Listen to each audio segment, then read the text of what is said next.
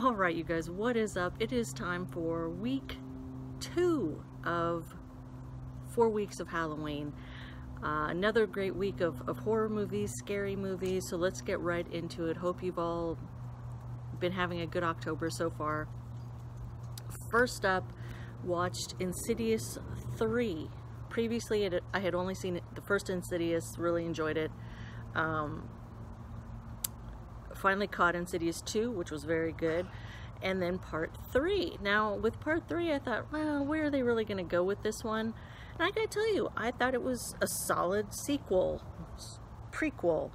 I'm glad that they moved away from the original family, because they kind of played that storyline out.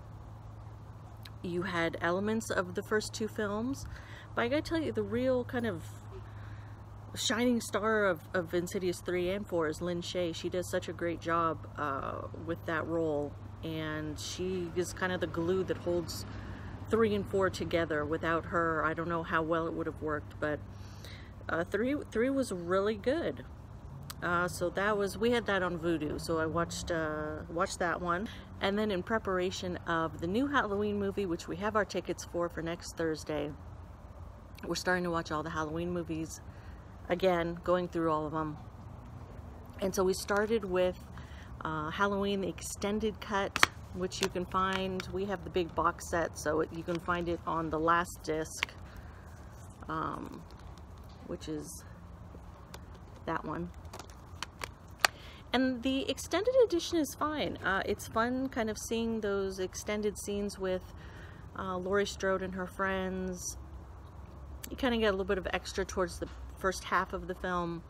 The extended scene with Loomis, all very good. I can see why maybe they were cut, because it is a tighter film. But yeah, so I've been watching it with the older boy, and I thought he had seen all these before, and I think he has, but he just doesn't remember them.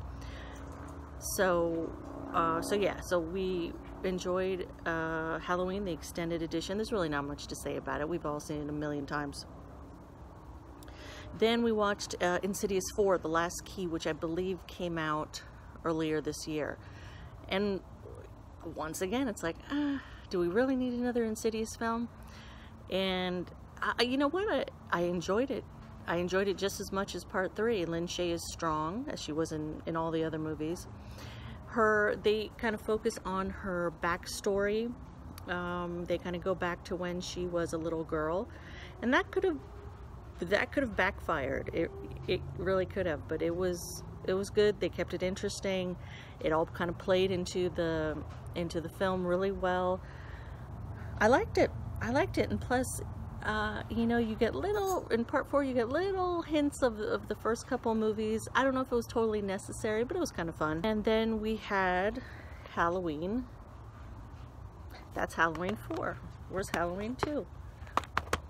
Then we had Halloween 2, which is such a perfect companion to the first one. You could really do just one continuous film, part 1 and part 2, and it plays out so nice. Part 2, we watched the regular version. This one also includes a television version. You know, part 2 is fun. It's good. I like the hospital setting. It's a little bit slower. For me this time around, it dragged a little bit. I still love it. It's very good, but it just dragged a little bit for me this time around. Then the other night we went to go see Goosebumps 2: Haunted Halloween. We actually wanted to go see the other Jack Black movie, the house with the clock in the walls, or whatever it's called. But that one, I think it's only been out like, what, 2 weeks, and there's like one showing at each theater, and we had missed it. So that's the one we wanted to see. We ended up seeing Goosebumps 2. It was fine. It was fine. It was a decent sequel. Not as good as the first. The acting was fine. The story was fine. It just felt like it was just like, here's the original Goosebumps movie, and like this one's kind of down here. You know, especially after watching Under Wraps, the Disney TV movie last week, it kind of had that vibe. Like maybe it should have been a TV movie. The audience they're going for in this one is like the 10 to 15-year-olds. And we went with our 13-year-old, and he really enjoyed it. So, you know, who am I to say it's okay, because it's not aimed towards, you know, towards me. But it's good if you're looking for maybe a movie to watch on Saturday afternoon, Sunday afternoon. Give this one a shot. It's not bad. It's fine. It's fine. Not well. One of the characters comes back from the original Goosebumps movie. I won't spoil it if you don't know. And so that was nice. It kind of gave you a little bit from the first film. And if they do make a Goosebumps 3, they set it up as to where that one could go. And I like how they did it. It'd be interesting to see how they kind of pull that one off. So next up is Tim Burton's Sleepy Hollow from 1999. This one I hadn't seen in a little while, and it's still really good. I love the visuals in it, the kind of fall harvesty vibe they have. So yeah, the visuals are really strong, the acting's strong. You get a lot of the Tim Burton regulars in here, but very good. I love it. I love when the Headless Horseman comes out of the tree, like just the idea of him coming out and like the dead tree. It was neat. It was neat. So yes, still a solid movie, Sleepy Hollow. And then last night we were just gonna watch Halloween 3, but we ended up watching 3 and 4. So let's talk about Halloween 3 first. This is one I really should have just had the camera on my older boy for this one, because he didn't know what the hell was going on. Because, you know, I reminded him Michael Myers is not in this one. He's like, what? Why wouldn't Michael Myers be in it? So I kind of explained that to him. And then we started watching it, and he's like, I don't know what the hell we're watching. He was so confused through the whole movie. And I guess that's kind of how, you know, moviegoers were when this one came out back in the day in '82. You know, I've said it before about Halloween 3. I think the overall premise of the movie is creepy, where you have this one guy and he wants to take out all these kids with these masks, and it does gross stuff. That in itself is twisted, but then you kind of get into different things that happen in the movie. It's like, what's going on? You know, just you know, Tom Atkins and the girl in this movie, they do nonsensical things, but it's still fun. It's still a fun movie. So yeah, that's Halloween 3.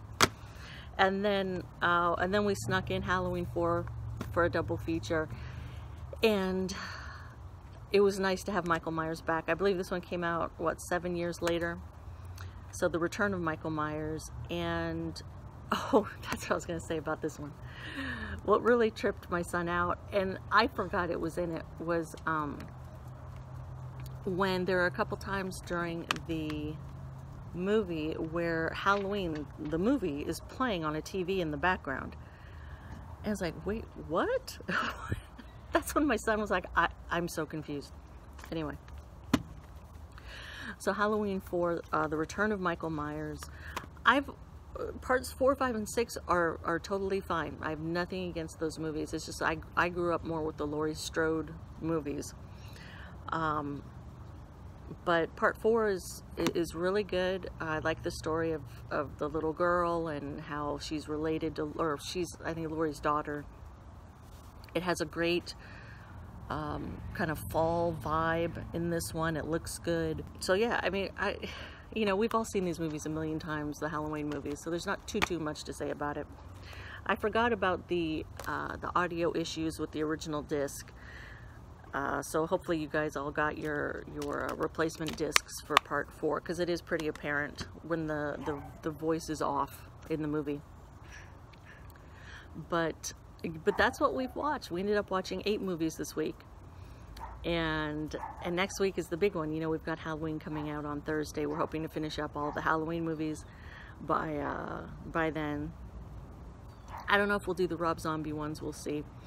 But hey, I hope you guys have been watching some creepy films this week. Let me know what you've been watching down below. All right, so I will see you guys next week for week 3 of 4 weeks of Halloween. Take care, and I will see you guys next time.